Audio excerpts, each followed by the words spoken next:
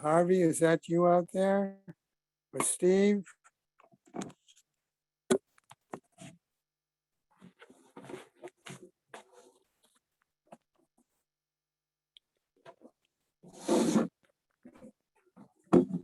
Okay.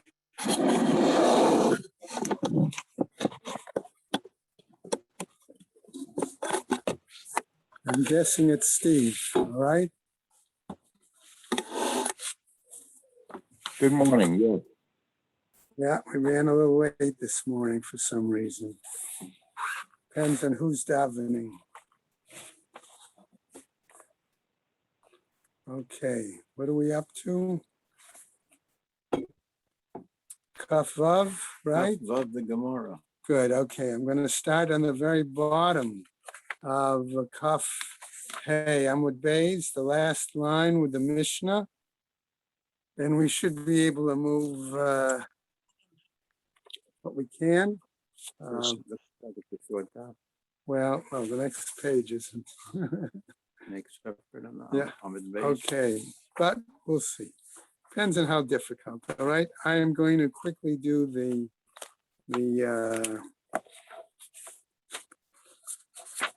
donor, the sponsors, and then we'll go on, all right? Our learning sponsors, Year of Learning, Suwanani Gerlich, in memory of Malka Proman and Philip Mann. And Yisrael David ben Arav Tzvi Hirsch, Beryl ben Arav Tzvi Hirsch. Yosef Meir ben Arav Tzvi Hirsch, and Yerivka Prorozna bat Harav Tzvi Hirsch. In memory of family murdered in the Holocaust, Harav Tzvi Hirsch ben Shlomo Yaakov, Sarah bat Ephraim, Yisrael David ben Arav Tzvi Hirsch, Ephraim ben Arav Tzvi Hirsch, Adia bat Harav Tzvi Hirsch, Miri bat Harav Tzvi Hirsch, Pesel bat Harav Tzvi Hirsch, Shalom ben Harav Tzvi Hirsch, Shlomo Yaakov ben Harav Tzvi Hirsch, Shmuel ben Harav Tzvi Hirsch. Marcia Federbush and family in memory of her husband, Dr. Uriel Paul Federbush, Uriel Pinchas ben Arav Shimon. Sharon and Fred Lisker, their family and many friends in memory of her dear mom, Harriet Friedman Edelbas Yaakov. Leslie and Gail Kaplan in memory of their parents, Harry and Marjorie Sedell and Irving and Pearl Kaplan. Friends of Avi Gidler, Avrameir ben Shimon, and Martha Gidler, Charna Bad Yeshaya. Children, grandchildren, and great-grandchildren of Toby Paris, Saratova Bad Yisrael Dov in her memory. Friends of Malka Levy, Malka Bad Yosef. Friends of Joe Wolf, Yosef Ben Chaim. Charlie Gelfenstein and Sam Levine in memory of Ramona Levine, Rachel Mata Bat Asher. A month of learning by Lynn Rappaport in memory of her husband, Avram Ben Sion HaKohen, Ron and Susan Podolsky in memory of his father, Tzvi Ben Pinchas. A week of learning by Ari and Judy Cohen in memory of his mother, Fega Bas Yechiel, and her mother, Hinda Bat Moshe Zachariah Halevi. We also have, today is the 26th, right? So we have a day of learning by Rabbi Dr. Moshe Kranzler in memory of his mother-in-law, Roisa Bas Harav Yitzchak. And that is it. May the Shemas have an aliyah, crank of fear, have out the Yeshua Shema Tzaliyah, and Chol B'nai Yisrael, a good gebenched yah. Okay, so. Okay, let's go with the bottom, as I said, of Kaf Hey, Amud Beis, the Mishnah, and then we'll go right into the Gemara. We're talking about a firstborn animal that fell into a pit, Bor Shenafal, Bechor Shenafal Labor. All right, so the question is, how do we know whether this firstborn that's consecrated as Kadosh, he cannot be utilized, worked, eaten, etc., unless he has a mum. And so therefore Rabbi Yehuda Omer, says Rabbi Yehuda, Yoreid Mumche, a mumche should go down into the cistern, V'yira'eh im yesh bo mum, V'ya'aleh v'yishchot. And if he decrees that designates that there is a mum, then they can bring the animal up and slaughter it. V'im lav, and if not, lo yishchot. He cannot slaughter it. Rabbi Shimon is going to be in disagreement. You can't slaughter it. They can't bring it up either? If he's not going to slaughter it, he can't bring it up. Oh, if they're not going to use it at all, then he can't bring it up. Yeah. Right? Okay, Rabbi Shimon Omer, says Rabbi Shimon, Kol she'ein mumo nikar mi ba'od yom, when the mum is not recognized from Erev Yom Tov, okay, from the day before, what happens? Ein ze min hamuchar. It is not designated, available, prepared. In other words, it can't be used for food stuffs for Yom Tov. Gemara is saying now the question, B'mai kimiflagei, what are they arguing about? If we're saying about whether it's permitted to examine for mum on Yom Tov, okay? Is that what they're arguing about? The Rabbi Yehuda Savar, Ro'in Mumim B'Yom Tov, that Rabbi Yehuda holds that it's permissible to examine for a mum on Yom Tov. But Rabbi Shimon Savar, Ein Ro'in Mumin B'Yom Tov. And Rabbi Shimon says it's not permissible to examine for a mum on Yom Tov. So the Gemara suggests, V'liflago, B'Ro'in Mumin Da'alma. Let them argue about examining mum in general. Why do we have to bring the specific case of a firstborn in a pit, right? B'chor shenafal labor, it's richa. The Gemara says, no, we needed this particular kind of example of a firstborn animal that fell into the pit. Why did we need it? It's richale, salka da'ata chamina, because it's possible I might have thought, mishum tsar ba'alei chayim la'arim v'liske, because of my concern, since tsar ba'alei chayim is a d'oraita requirement, that maybe I might use a subterfuge, right? Yeah. And they go ahead, and what I would do, I would raise the animal up, okay? We'll have other examples later on in the Gemara, where you have two animals in a pit, a mother and a child animal. And the Gemara raises the question about using subterfuge there as well, right? Ki Rabbi Yoshua, as with the example of Rabbi Yoshua, which is going to come up on page Lamed Zayin, okay, in our Gemara, Ihachi, if that's the case, lo yishchot. Should we say then, why does our text say one shouldn't slaughter it? Lo ya'alev yishchot mebayele. Wouldn't it have been more appropriate to phrase it, one can't bring it up and slaughter? Lo, tzricha, says the Gemara. No, we needed to phrase it the way it is. Why? De avar va'aske, because he transgressed, brought the animal up in Mela, and then that's what he did. Salka da'ata chamina, l'shchite.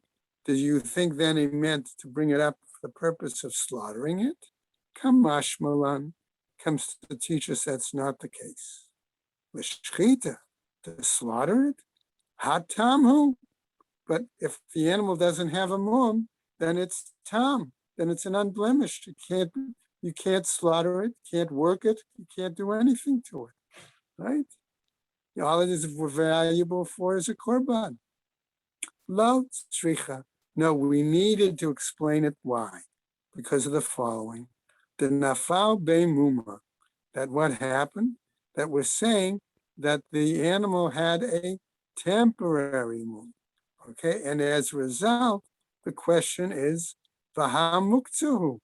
Okay, if the animal had only a temporary mum, and the temporary mum could be passed, therefore the animal is still considered to be a bechor. Why weren't they afraid of an animal developing a mum from before? That's a good question. Well, that's why they sent the That's why you send the mumche message. lechatchila. Yeah, right. Okay, but the implication seems to be here that since the animal only had a temporary mum, it's still really considered a bechor, and as a result, then it's muktzah. It's not to be used, not to be handled, right? And certainly not to be considered mukhan for Yom Tov. So what happens? Ela de nafal bein mum, okay, over. But what we're saying is that the animal had a temporary mum, me erev Yom Tov, and that temporary mum occurred before Yom Tov. Vahashta havale mum kavua, and now, perhaps as a result of the fall, or the fall increased whatever the temporary mum was, it's now a permanent mum. Mahu detema. How do you know So when the animal flew into the pit? we don't know. All right. Sometime between the evening of Yom Tov and now when you find the animal in the pit on Yom Tov. Okay. Dedate eluye. So maybe his mind was already focused on this animal, v'nishkate, and we would think that he would be able to slaughter it. Kamash malan comes to teach us that's not the case. Okay. Now we get to a second case, a situation. Tanu Rabbanan, says the Braita. In this case, the Braita tells us, Bechor Tam. It's a firstborn animal that is without any mum, right? Shenafal labor. And it fell into the pit. Rabbi Yehuda Hanasi. Oh man, what does he say? Yered mumcha v'yira'eh. Let an expert go down and examine. Im yesh bo mum, if the animal has a mum, ya'aleh v'yishchot, then bring it up and slaughter it. V'im lav, and if not, lo yishchot, that it cannot be slaughtered. Okay, what happens? Amar lo Rabbi Shimon ben Manasseh.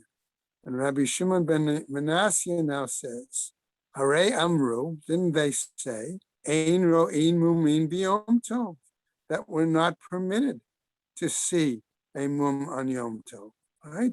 So that could be Rabbi Shimon that we see in the Mishnah, right? Who says, Kol she'ein mum, right? That it has to be seen from day before, right? So what happens? Ketzad, what's our situation then? Gemara tells us, Nolad bo mum me erev Yom Tov, that when the firstborn animal was born, okay, it actually was born with a mum, and therefore, ein mevakrino to b'yom tov. We're not permitted, according to Rabbi Shimon ben Manasseh, to examine the animal on Yom Tov. Nolad bo mum b'yom tov. As we go over to the next Amud, if the animal was born on Yom Tov with the mum, what happens? Rabbi Shimon Omer, Ein ze min hamuchan. Then Rabbi Shimon says this animal is not designated, available, all right, for purposes. Vishavin, and they agree. She'im nolad hu umumo imo, that if he was born and the mum was born along at the same time with him, shezeh min hamuchan, then the animal is considered available, prepared, okay, for Yom Tov use as food. Now, Gemara continues. Darash Rabba bar Rav Huna. He gave the following drasha. Nolad hu umumo immo, if the animal and its mum both occurred on when it was born, okay? Mivakrino to b'yom tov l'chadchila. According to this drasha, one could examine the animal on Yom Tov initially. Amar le Rav Nachman's Abba Tani. If it was born, if they know it was born with a permanent mum, why would they examine it on Yom Tov? That you could examine it. Maybe it's not permanent, maybe it's only temporary, right? So therefore he says that you can examine. But they're saying it was born with a permanent mum. So Oh, it didn't say with a permanent, it just said umumo imo, right? So we don't know. Later on, the Gemara is going to give us an example of a non-permanent. I'm just looking at the translation, Right. Because the translation it says it was born with with its permanent blemish. No, I wouldn't say that because then the Gemara should have said mum kavua. Yeah, right? But the text does not say a permanent. Right. Okay, so what happens? So he says, this Rabbi bar Rav Huna, that you can examine it initially. So here he's going to be challenged. Amar le Rav Nachman. So Rav Nachman challenges him. Abba Tani, my father taught. Now, who does he mean by Rav Nachman by Abba? Could be his own father, who is Rav Huna, or it could be somebody else. Okay? Namely, im avar ubikro mivukar. If one transgressed, in other words, even though you're not supposed to examine, one nevertheless did, and they did examine the animal. Mevukar, it's considered having been examined. Va'at amart mevakrino to lechatchila, and you say that it's permitted to examine the animal initially. Amar Abaye. So Abaye chips in. Okay. Kivate the Rabba bar Rav Huna mistabra, that according to the view of Rabbi bar Huna, this seems logical. Midikatani tlata bave. Why? Because our Braita actually teaches three different sections. What is it telling us? Section number 1. Nolad bo mum me erev yom tov. If the animal's mum, okay, occurred before the start of Yom Tov, right? Ein mevakrin oto b'yom tov. We do not examine the animal on Yom Tov. L'chadchila hu delo. This seems to imply initially we shouldn't do it. Had diavad, but if it was done, shapir dami, then it's acceptable. Second statement, nolad bo mum biyom tov, that the animal and its mum occurred on Yom Tov itself. Rabbi Shimon Omer, ein zeh min hamuchan. Rabbi Shimon says this animal then is not available or designated, prepared for Yom Tov. Da'afilu da'avad nami lo. That in this case, even after the fact, were one to have examined it, that animal would still not be permitted for Yom Tov eating. Vahadar tani. And then afterwards they teach as follows, a third statement, Vishavin, and they agree, She'im nolad umumo imo, that if it was born and the mum was along with it, Shezemin hamuchan, that this then animal is considered available, prepared, designated. Da'afilu lechatchila nami, then in that case, even initially, one could examine. So the Gemara says then, Baha, but here, ki ata Rav Oshaya, when Rav Oshaya came, ata va'aite matnita biyadei, he came and brought a Mishnah along with him. And what did this Mishnah say? Bein shenolad bo mum me erev yom tov, whether the mum was there when the animal was born on the eve of Yom Tov, Bein shenolad bo mum b'Yom Tov, or whether it was occurring on the animal when it was born on Yom Tov itself. Chachamim omrim, the sages say, ein zeh min hamuchan. According to the sages, the animal then is not available, not designated, right, for eating. So the Gemara then says, Va'ela, and thus, kashahach. This then problems a problem with that Braita, because this Mishnah that the Rebbe Oshaya brought seems totally to disagree with it. So the Gemara now says, Hahi adabar ichmehi. That Braita was suggested by Adabar Uchmei. And what happens? The Mishabesh Vitane. He tends to get things mixed up, okay, and teaches a perhaps inappropriate Braita. So, Amar Rav Nachman Bar Yitzchak. Rav Nachman Bar Yitzchak is saying, Matniten Nami Daika. This Mishnah, our Mishnah, also is very specific.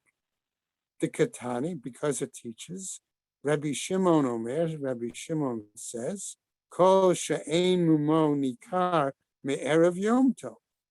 any situation where the mum is not recognized on the eve of Yom Tov, ein zemin hamuchan. It is not considered available or designated prepared. Mai ein mumonikar. What do we mean when we say that the mum is not recognized? Ilema, if we're going to say she'ein mumonikar klal, that it's not recognized or seen beforehand whatsoever, pshita, that's obvious.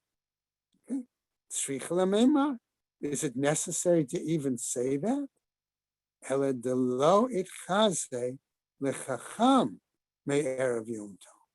No, what we're saying is that it was not shown or seen by a sage who's a mumche on the eve of Yom Tov. Imum kavua, if it's a temporary mum, imum over, or if it is a permanent mum. Tani mihat. Nevertheless, our Mishnah teaches, ein zemin hamucha, right? So that says that it's not available or designated prepared. Shma mina, and indeed we've learned that from that. Okay. Now we get to a new example from our text, okay, which is based on a shaila. Okay, and here's the shaila. Ba'imine Hillel mirava. Hillel asks the following shaila from Rava. Yesh muktzah lechatzi Shabbat, or ein muktzah lechatzi Shabbat. If the animal were to become muktzah, in other words, unusable, unfit, okay, for part of the day, okay, in this case Shabbat, for example, or even Yom Tov, or does it not become unusable for part of the day?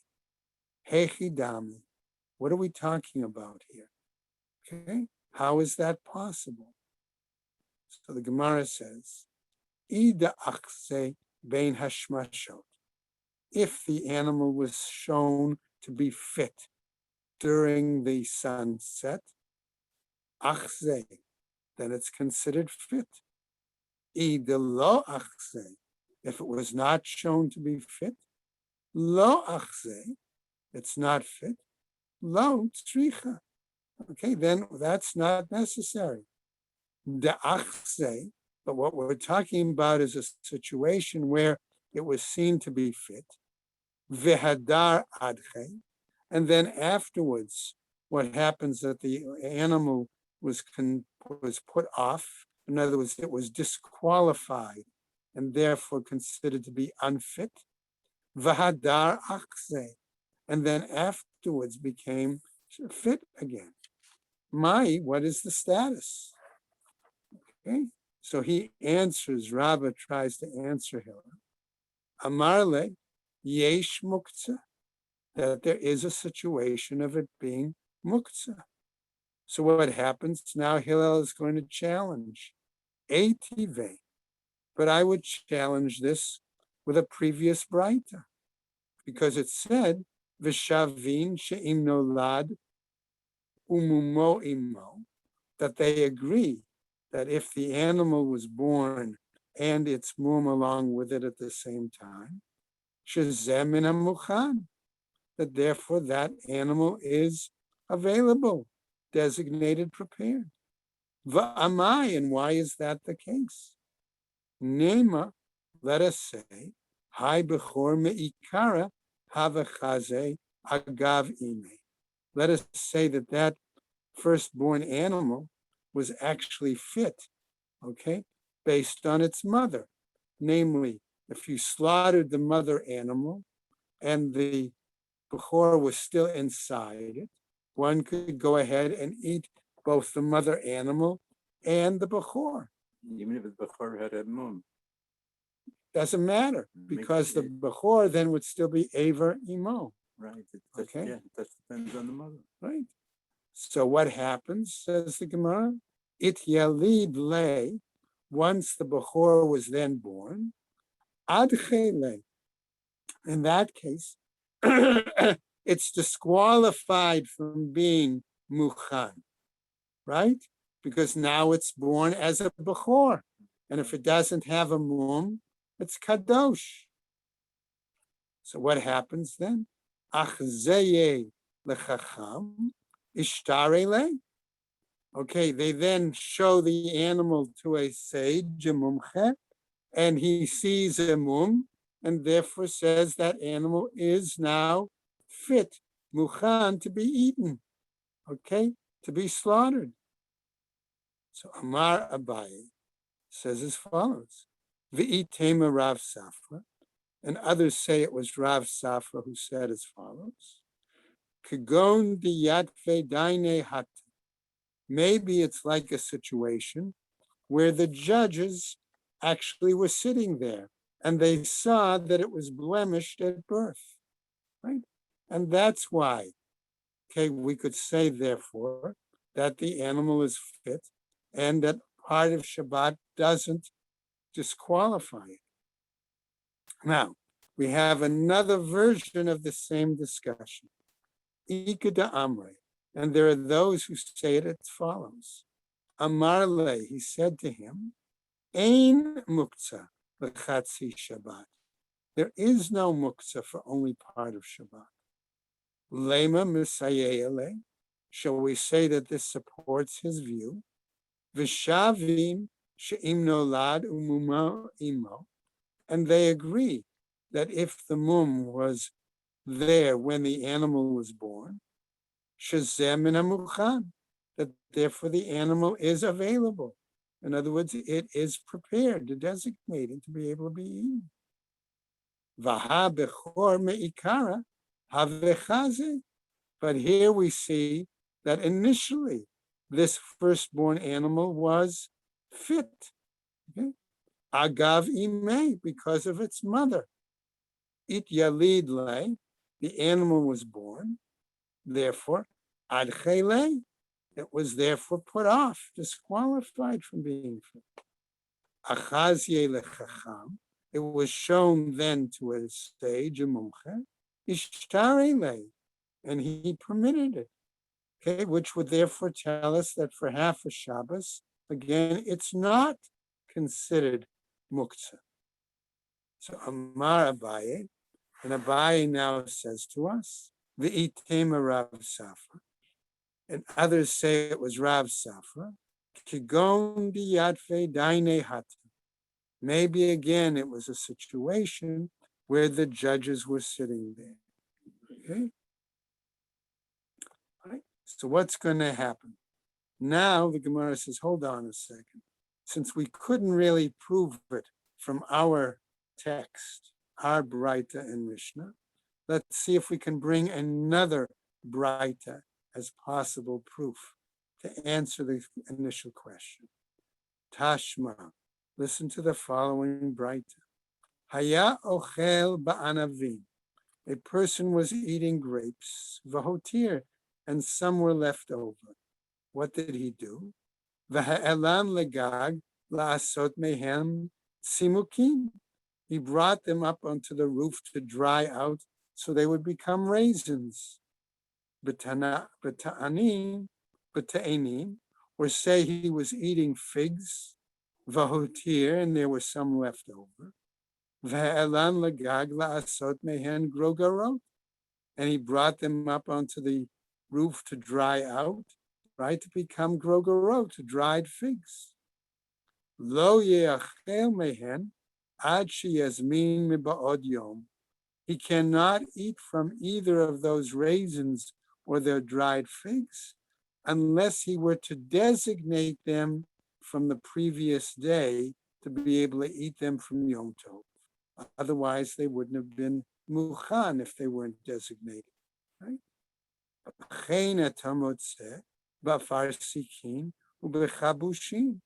And likewise, you find either with peaches or with quinces, and with other kinds of fruits. Hechidami, how is that possible, says the Gemara? If they were suitable or fit, right? Lama le hazmana. Why do we need to any kind of designation? Idelo chazu. And if they're not fit or suitable, right, ready to be, right, chazu ki amzmin laho, to designate them, right? What purpose is it? Mai have it? What's the purpose? V'chitema. And if you want to say, delo yada'i chazu ilo chazu, that the person doesn't know whether they're ready, suitable, fit, right, to be, okay, or not. V'ha'amar Rav Kahana. Didn't Rav Kahana say in that kind of situation, muktzah shibesh, ve'ein haba'alim makirin bo mutar. Okay? That since the muktzah status is confused, that and the owners cannot recognize the status, they're permitted.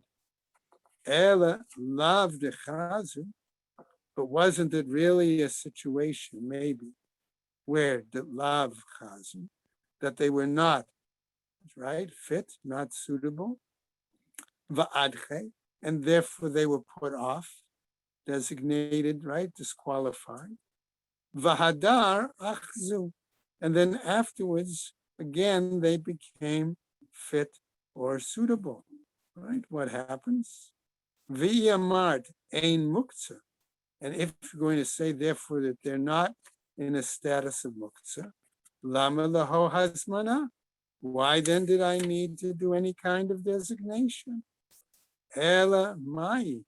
So what then do we mean when we say yesh muktzah, that these fruits, dried fruits, okay, are in a status of muktzah? Ki azmin laho mai hava. Because when I designate them, what is their status? Lo tzricha. No, it's not necessary because we have to say the achzu, that they were at one point fit, suitable, velo achzu, and also not suitable. De'ika inshe da'achle, ve'ika inshe de'lo achle. Because there are some people that would eat it, and some people wouldn't eat it. Azmin gali da'ate. If the person designates the fruit in advance, it means it reveals his opinion that he wants to be able to eat it on Yom Tov. Lo azmin, if he didn't designate it in advance, right, then it means lo gali da'ate, that maybe he didn't reveal his view. Amar Rabbi Zera. And so Rabbi Zera says, let's try another brighter, since we couldn't prove it from that example. He says as follows, Tashma, listen to the following brighter. Okay, mipulin va'adashim. Okay, if we're taking the example of beans and lentils, daha pulin va'adashim me'ikara chazulakos. That these lentils and beans originally, when they're still sitting, let's say, in the cup, they are suitable to be eaten. What happens? Shadinhu b'kadeira, we throw them into a pot for cooking. Adchulaho, then therefore they're disqualified while they're being cooked to be eaten. Let's go over a little bit on Kaf Zayin, right? Gamar b'shulayhu, their cooking has finished. Chazulaho, then they're suitable again. They're fit again to be eaten. Amar le Abaye, and Abaye then says, Ula ta'amech, according to your line of reasoning, tikshe lach k'deirot da'alma. You must have a problem then with the cooking in pots in general. Daha satam k'deirot da'alma bein hashmashot rotchot. Why? Because generally, pots in general, okay, during the eve of the holiday, during the the twilight period, right, they could still be boiling. Ula urta, But later in the evening, achlinin minayim, we eat from them. Okay, so what's the issue? Ele gamru bidei adam, lo kama ba'ela. But when something is finished by human hands, by human work, then we don't have a question about it. Ki kame ba'elan, when do we have a question about it? Gamru b'yedei shemayim. It's when it's not done by human hands, but it depends on heaven. In other words, it depends on the natural situation of the item as to when it's going to be ready. And therefore we have no control, and therefore it's possible at that point to say that maybe the item still, even for part of the day, could be muktzah for the rest of the day. And that's where we're going to stop.